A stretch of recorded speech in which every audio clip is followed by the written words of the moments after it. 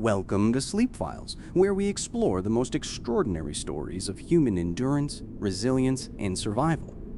Tonight, we invite you to settle in, find your comfort, and journey with us through one of the most remarkable maritime survival stories ever recorded. This is the story of Brett Archibald and his 28 hours lost and alone in the open ocean. A story of panic overcome, of faith maintained, and of the razor-thin line between despair and rescue. Let your mind relax as we tell you about a man who faced the vast and indifferent sea and emerged to tell the tale. This is a quiet, respectful retelling of an extraordinary event that changed one man's life forever. Brett Archibald was living what many would consider a dream life. He was a successful businessman, traveling the world enjoying the fruits of his hard work. In April of 2013, he found himself on a yacht in the waters off the coast of Indonesia, surrounded by natural beauty and the promise of adventure. He was with friends on what should have been a perfect vacation, a chance to relax and enjoy the majesty of the ocean. On the night of April 25th, Brett was doing what seemed like a routine activity. He was on the deck of the yacht, and in a moment that would change everything, he fell overboard into the dark waters below. There was no warning, no time to prepare. One moment he was on the safety of the boat, and the next moment he was alone in the ocean, surrounded by darkness and the sound of waves. The initial moments after falling overboard are often described as the most critical in any ocean survival situation. Panic can overcome a person, causing them to thrash and exhaust themselves quickly. But Brett managed to do something that many do not. He remained relatively calm. He kept his head above water. He began to think clearly about his situation and what he might do to survive. The yacht continued on its course. Minutes passed. The boat did not immediately turn around. By the time anyone realized Brett was missing, he had drifted away from the vessel. The night was dark. The water was vast. He was alone. When dawn broke on that first morning, the reality of his situation became clear. He was in the middle of the Indian Ocean, miles from the yacht that had sailed on without him. There was no sign of rescue. There were only waves, horizon, and sky in every direction. The enormity of the ocean surrounded him, and he was just one small human in the middle of it all. Brett had no life raft, no supplies, no emergency equipment. He had only his will to survive and his ability to think. He knew that staying afloat was his first priority. He removed his shoes and heavy clothing to make it easier to stay above water. He began to think about what he might do to extend his survival. The first challenge was buoyancy. Without a life jacket or flotation device, he would need to find ways to stay above water while conserving energy. He began to tread water, moving gently to maintain position while minimizing the energy he was expending. He understood instinctively that the longer he could stay conscious and calm, the better his chances of rescue. As the hours passed, Brett's mind became his greatest tool. He began to think about the ships that passed through these waters. He knew that this region, while remote, was not entirely empty. Ships did pass through, albeit infrequently. He understood that if he could stay alive long enough, there was a chance that a vessel might pass nearby. He fought against despair. The human mind, when faced with the reality of potential death, can easily spiral into panic and hopelessness. But Brett made a conscious decision to maintain hope. He thought about his family, about the people who loved him. He thought about reasons to survive, reasons to keep fighting, reasons to believe that rescue would come. As night fell on that first day, the temperature dropped. The ocean, which had seemed merely uncomfortable during daylight, became actively hostile. The cold began to sap his body's heat. The darkness made it impossible to see anything beyond arm's length. The sounds of the ocean at night, the small splashes and movements in the water, took on an ominous quality. He began to wonder what else shared the water with him. The second day dawned slowly.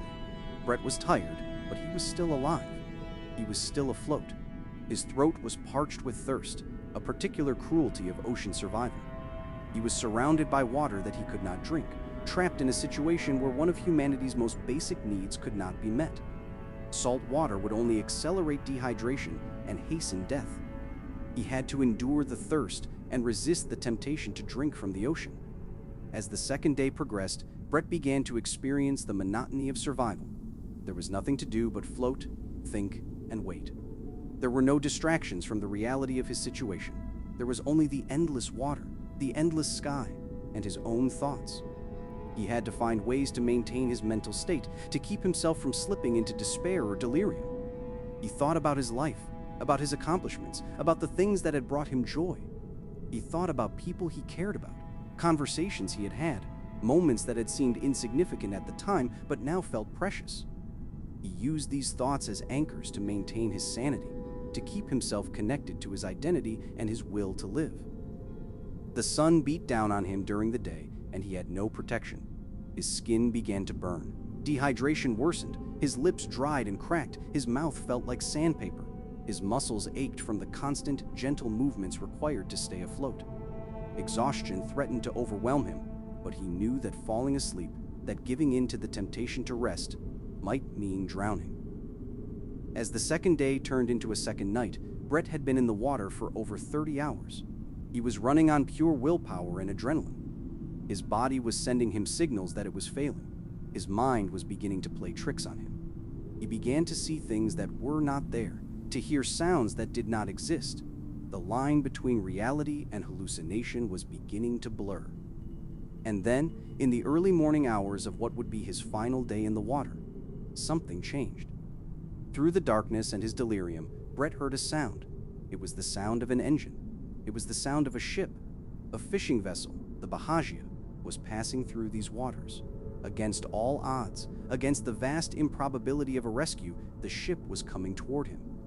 The crew had spotted something in the water. They had seen him.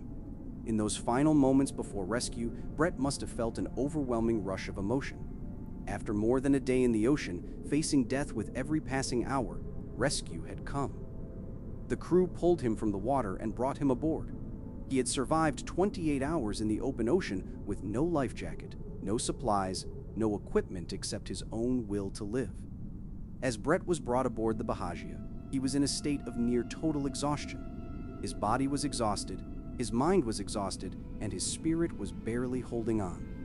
He had pushed himself to the very edge of human endurance. He had faced the ocean alone and had refused to surrender to despair. The crew of the fishing vessel provided him with water, warmth, and care. They contacted the authorities to let them know that Brett had been found alive. News of his rescue spread, and the yacht he had fallen from was contacted. His family was notified that he had been found. In the days and weeks following his rescue, Brett underwent medical evaluation. He was dehydrated, sunburned, exhausted, and traumatized by his ordeal, but he was alive. Doctors marveled at how he had survived so long in the ocean with no equipment.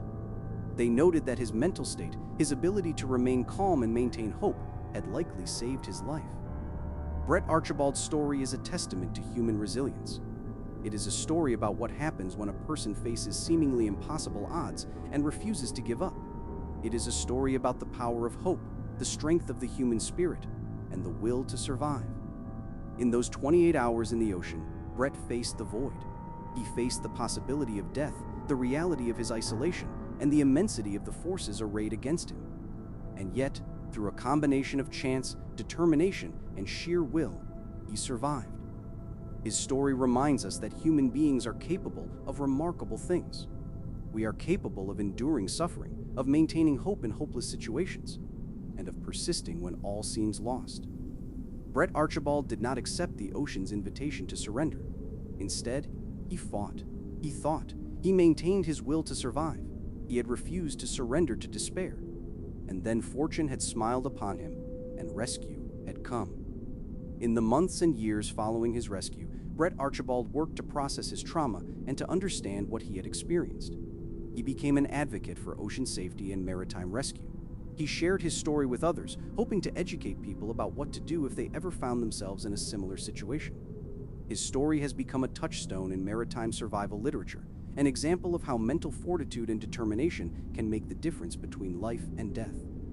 Survival experts point to Brett's case as an example of the importance of not panicking, of remaining calm even when circumstances seem hopeless, and of maintaining hope even when hope seems irrational. The 28 hours that Brett spent in the ocean were hours that tested him in ways that most people will never experience. They were hours that stripped away the comfortable routines and distractions of normal life and forced him to confront the most basic questions of existence. They were hours that revealed something about the depths of human resilience and the remarkable capacity of the human spirit to persist in the face of overwhelming adversity. As we reflect on Brett's story, we are reminded of our own vulnerability and our own strength.